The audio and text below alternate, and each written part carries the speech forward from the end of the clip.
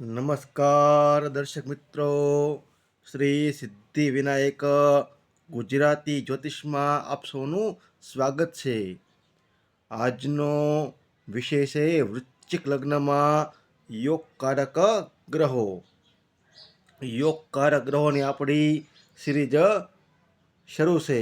એમાં આપણે મેષથી માંડી અને તુલા લગ્ન સુધીમાં કયા ગ્રહો યોગકારક થાય છે તેના વિશે આજ આપણે આગળ જાણ્યું હતું. આજે આપણે જેનું પણ વૃશ્ચિક લગ્ન હશે એમાં કયા ગ્રહો યોગકારક થાય છે તેના વિશે જાણીશું. તો જુઓ મિત્રો, જેની પણ જન્મ કુંડળીમાં પ્રથમ ભાવમાં એટલે કે લગ્નની અંદર 8 નંબર લખેલા હોય તો એને કહેવાય છે વૃશ્ચિક લગ્ન. તો વૃશ્ચિક રાશિનો અધિપતિ થાય છે મંગળદેવ, અને મંગળદેવની એક રાશિ આવે છે છઠ્ઠા ભાવમાં મેષ રાશિ. જો 1, 2, 3, 4, 5 અને 6 છઠ્ઠા ભાવમાં પણ એની એક રાશિ આવે છે મેષ રાશિ. તો મેષ રાશિના અધિપતિ બને છે મંગળદેવ, અને વૃશ્ચિક લગ્નના અધિપતિ બને છે મંગળદેવ. બંને રાશિના અધિપતિ બને છે મંગળદેવ. તો મંગળદેવ છે અહીંયા લગ્નેશ પણ છે અને ત્રિશડા ભાવના અધિપતિ પણ બને છે, અને સાથોસાથ એ ત્રિકેશ પણ બને છે. પરંતુ લગ્નેશ હોવાથી એ શુભ ગ્રહ માનવામાં આવે છે. જુઓ મિત્રો, જ્યોતિષમાં એક બહુ જ રહસ્ય રહેલું છે કે જે ગ્રહ લગ્નેશ થાય છે એ જ ગ્રહ પાછો ષષ્ઠેશ પણ થાય છે. તો એવું વૃશ્ચિક લગ્નમાં બને છે કે જે ગ્રહ લગ્નેશ બને છે એ જ ગ્રહ પાછો ત્રિકેશ પણ બને છે. પરંતુ પરાશર મુનિએ જે ગ્રહ લગ્નેશ બનતા હોય એને હંમેશા શુભ માનવામાં આવે છે, કારણ કે પ્રથમ ભાવ છે એ કેન્દ્ર પણ છે અને ત્રિકોણ ભાવ પણ માનવામાં આવે છે. માટે વૃશ્ચિક લગ્ન હોય એમાં મંગળદેવ છે એ યોગકારક ગ્રહ માનવામાં આવે છે. વૃશ્ચિક લગ્નમાં બીજા ભાવમાં ધન રાશિ આવે છે, એના અધિપતિ બને છે ગુરુદેવ, અને ગુરુદેવની એક રાશિ આવે છે પંચમ ભાવમાં મીન રાશિ. તો મીન રાશિના અધિપતિ પણ ગુરુ બને છે અને ધન રાશિના અધિપતિ પણ ગુરુદેવ બને છે. ગુરુદેવ છે એ લગ્નેશના મિત્ર છે.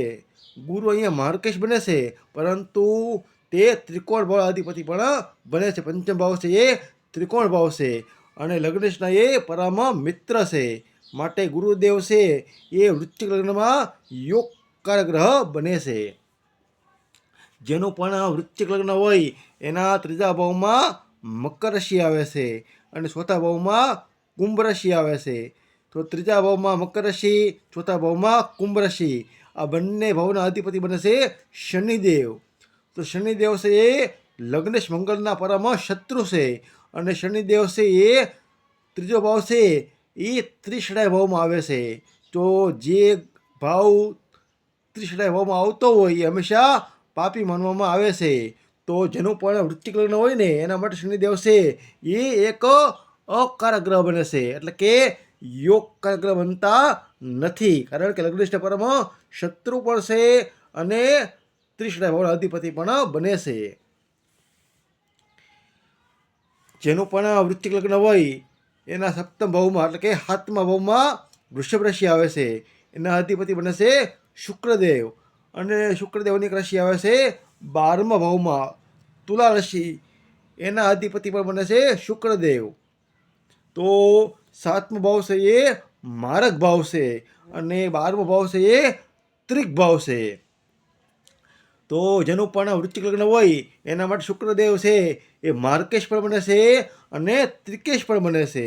તો વૃશ્ચિક લગ્નમાં શુક્રદેવ છે એ યોગકારક ગ્રહ બનતા નથી, પરંતુ એક અકારક ગ્રહ બને છે. જો મિત્રો, શુક્રદેવ છે એ મંગળની માટે સમ છે, નથી મિત્ર કે નથી શત્રુ, પણ એના માટે એ સમ છે. પરંતુ આ લગ્નવાળા માટે શુક્રદેવ છે એ માર્કેશ પણ બને છે અને ત્રિકેશ પણ બને છે. માટે શુક્રદેવ છે એક અકારક ગ્રહ માનવામાં આવે છે. જેનું પણ વૃશ્ચિક લગ્ન હોય એના 8મા ભાવમાં આવે છે મિથુન રાશિ, એના અધિપતિ બને છે બુધદેવ, અને બુધદેવની એક રાશિ આવે છે 11મા ભાવમાં કન્યા રાશિ, એના અધિપતિ બને છે બુધદેવ. તો એક રાશિ આવે છે અષ્ટમ ભાવમાં અને એક રાશિ આવે છે 11મા ભાવમાં. તો અષ્ટમ ભાવ છે એ ત્રિક ભાવ છે, એટલે બુધ છે અહીંયા ત્રિકેશ બને છે, અને 11 ભાવ છે એ ત્રિશ્રાય ભાવમાં આવે છે.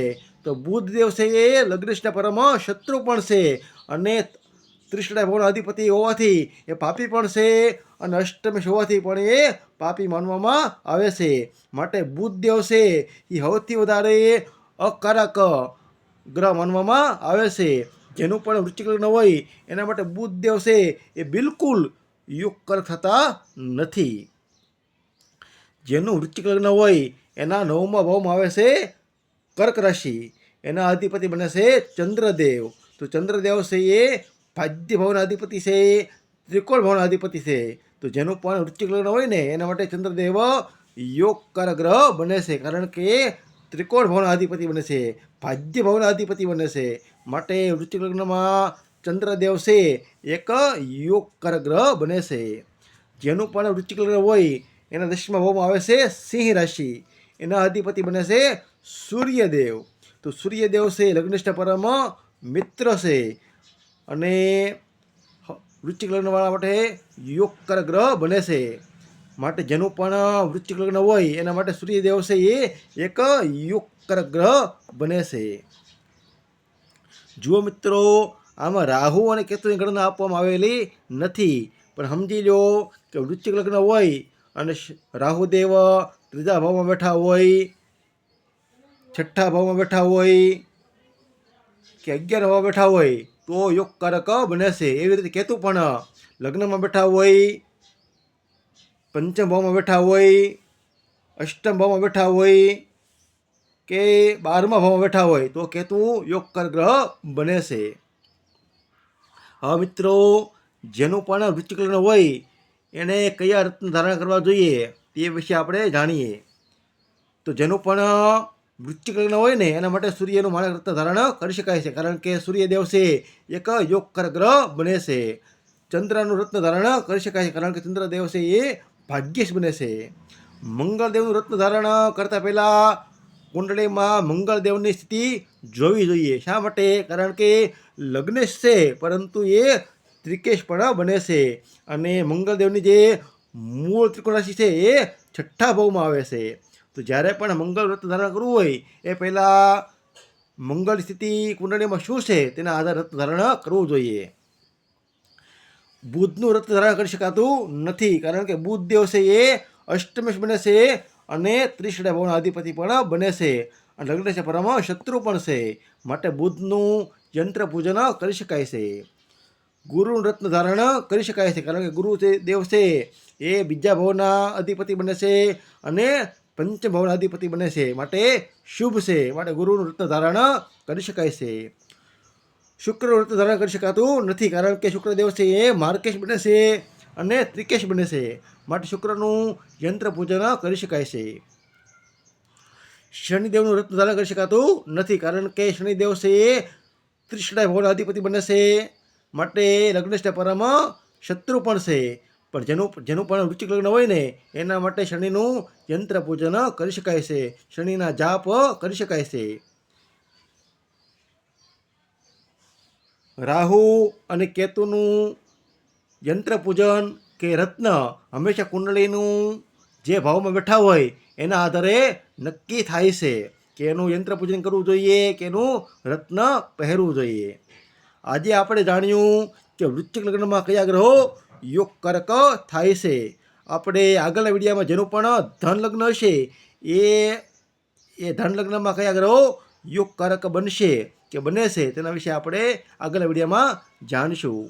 તે માટે મારી શ્રી સિદ્ધિ વિનાયક ગુજરાતી જ્યોતિષ ચેનલને સબસ્ક્રાઈબ કરી શકો છો. તેમાં મિત્રો કુંડળી માટે આ નંબર પર કોન્ટેક કરી શકો છો. મિત્રો, વિડીયો પસંદ આવે તો લાઈક કરો, શેર કરો અને ચેનલને સબસ્ક્રાઈબ કરો. નમસ્કાર દર્શક મિત્રો.